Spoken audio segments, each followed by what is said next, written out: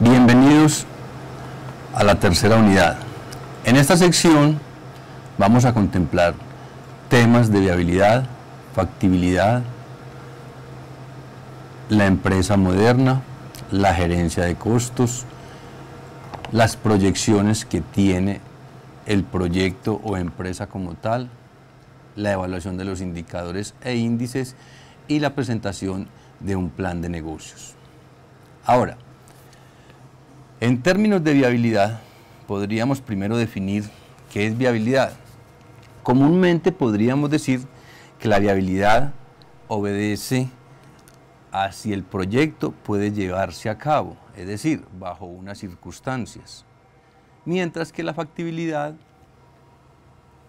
está enmarcada en una cualidad o en unas condiciones previamente diseñadas para que el proyecto se lleve a cabo como tal. Entonces, bajo estas definiciones podemos decir que la viabilidad y la factibilidad contemplan un sinnúmero de factores que determinan la viabilidad y factibilidad del estudio. Estos factores, para enumerar solamente 4, podríamos decir que en su orden están el de la propuesta o concepto inicial, es decir, el proyecto como tal con su propuesta preliminar. En segunda instancia, teniendo esta propuesta preliminar, ya acudimos a los factores de operación del proyecto como tal. Estas dos primeras propuestas dentro de los factores tienen que ser valoradas a través de una evaluación. Esa evaluación es la evaluación técnica. Con la evaluación técnica ya podemos avanzar a un tercer factor y es el factor de mercadeo. El mercadeo es esencial y es el que nos apuntala a la viabilidad y factibilidad de el proyecto como tal, para luego llevarnos a una proyección económica, la cual, unida con el estudio de mercado, tendría dos valoraciones. En primera instancia podemos decir que una primera valoración está a través de la evaluación financiera y la segunda sería la evaluación socioeconómica.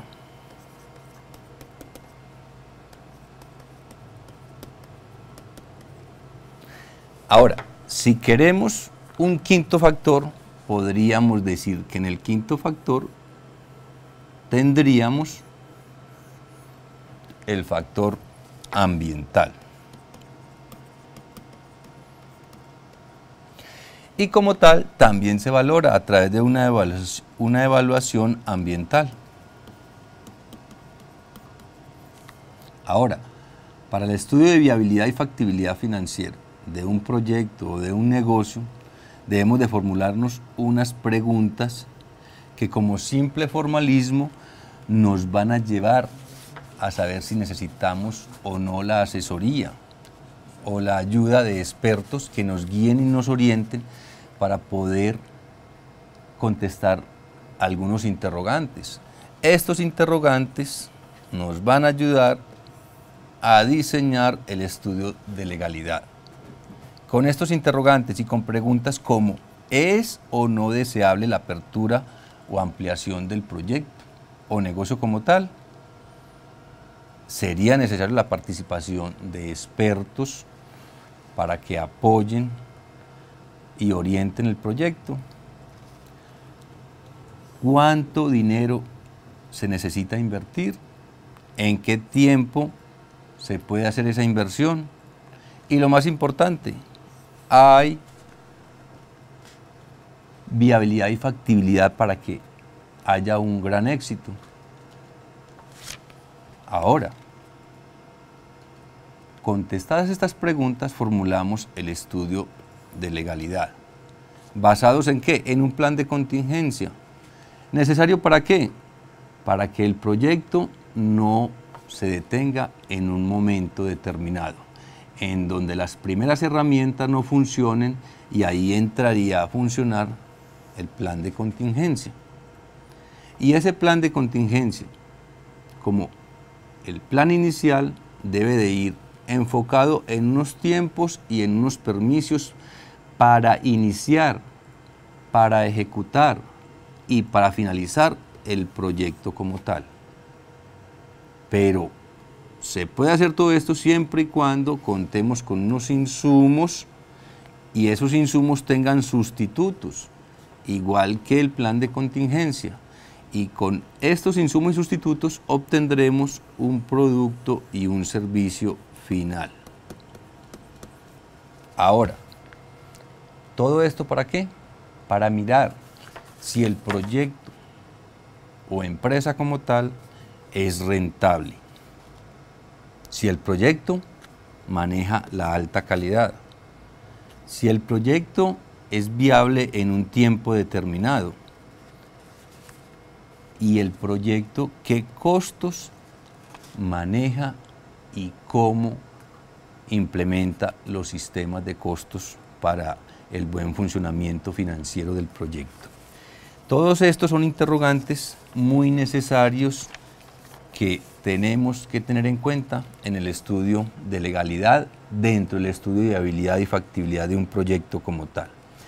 Pero todo esto, ¿para qué se necesita? Se necesita para hacer la inversión de retorno. Es decir, yo puedo recuperar el dinero y en qué tiempo. ¿En qué tiempo lo recupero? Todo esto me determina si el proyecto es o no es viable. La empresa moderna. Nos tenemos que enfocar en la empresa moderna para seguir dándole la viabilidad y la factibilidad al proyecto. En la empresa moderna vamos a utilizar unos mínimos sistemas que nos ayudan a que el proyecto sea apuntalado hacia el éxito. Dentro de esos sistemas podríamos contar con un primer sistema de distribución del proyecto, un sistema de información, una distribución física del proyecto como tal, unas metas estratégicas que nos coadyuven al buen funcionamiento del proyecto, un retorno de la inversión para saber en el tiempo cuándo podemos recuperar el capital como tal, y una infraestructura que nos facilite el servicio y el apoyo de la empresa dentro de unos departamentos contables. Ahora, esos departamentos contables pueden tener secciones, ya las hayamos visto anteriormente. ¿Cuáles secciones podríamos contemplar? Podríamos hablar de un departamento de inventarios,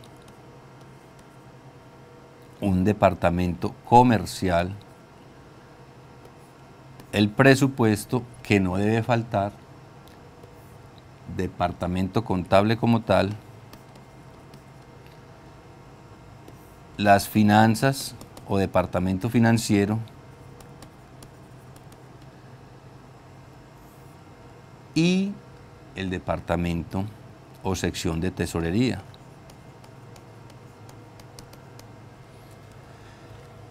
Todas estas secciones lo que hacen es distribuir toda la legalidad financiera a través de unas responsabilidades.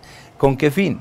Con el fin de poder proyectar una gerencia de costos, para que esta gerencia de costos nos propicie una capacidad de negociar. ¿Con quién? Con los clientes o compradores, con los proveedores y con los usuarios potenciales, aquellos que con el tiempo van a ser nuestros clientes. También nos debemos de basar para esta gerencia de costos en unas estrategias de mercado para que las amenazas de este ente no nos lleven a un total fracaso. Esas estrategias tienen que ser muy bien diseñadas y enfocadas al mercado. En una tercera instancia, tenemos que tener compradores, productos, clientes, proveedores, sustitutos. Es decir, si la primera estrategia no nos da, debemos de tener un plan de contingencia para poder subsanar estos impedimentos. Y con esto nos basaríamos para poder decir que el estudio de la oferta y la demanda es la que nos determina toda esta posible utilización del mercado.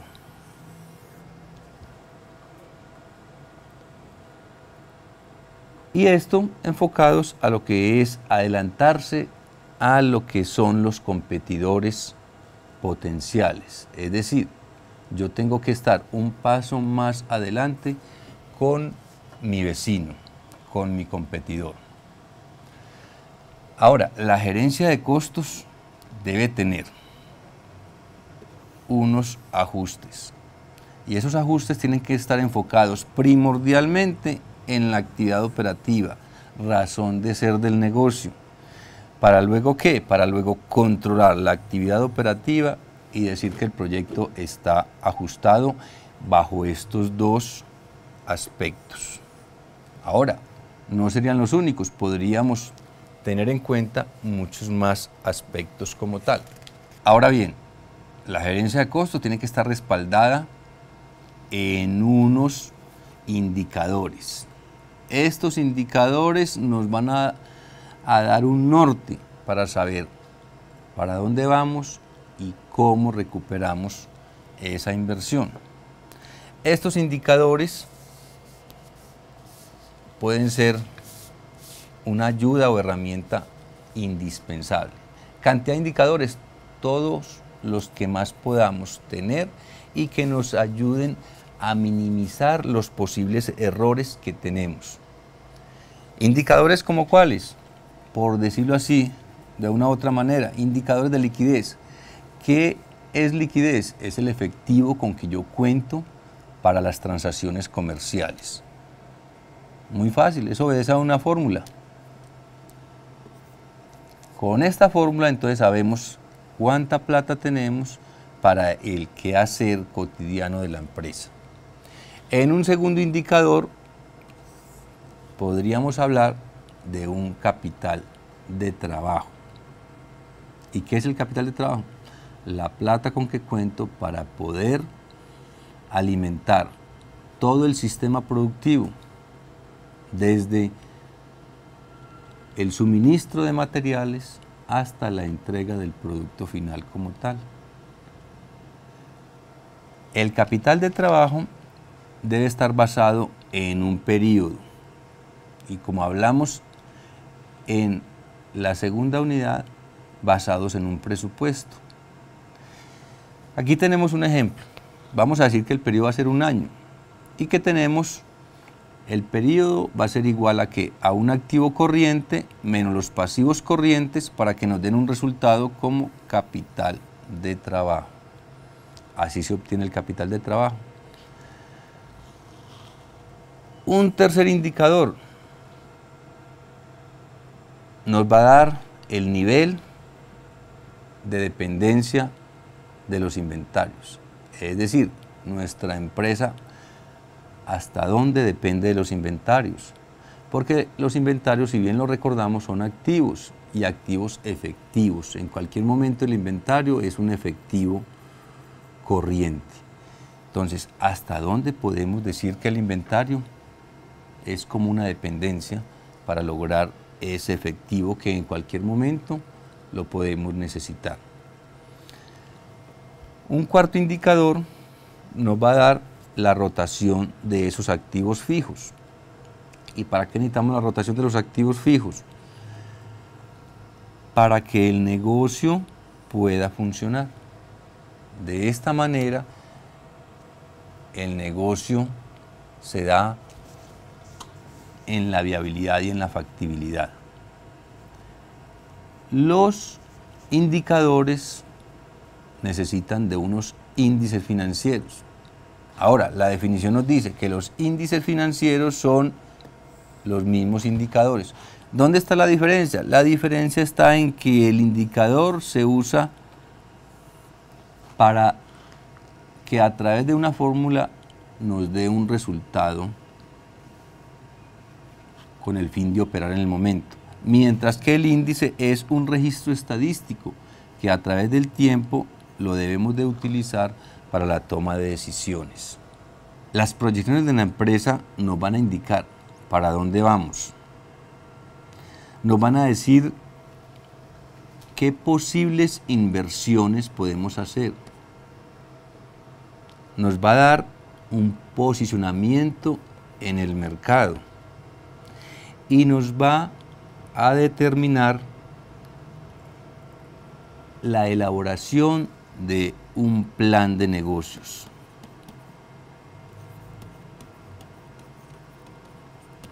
Con este plan de negocios, la empresa modela su norte para dar a conocer a la luz pública lo que ha obtenido y lo que pretende obtener a través del tiempo. Esta obtención va a estar basada en la inversión y en la expansión del negocio. Y solamente a través del plan de negocios se puede informar sobre lo que pretende la empresa como proyección futurista de inversión y de financiación como tal. Con esto terminamos esta tercera unidad para que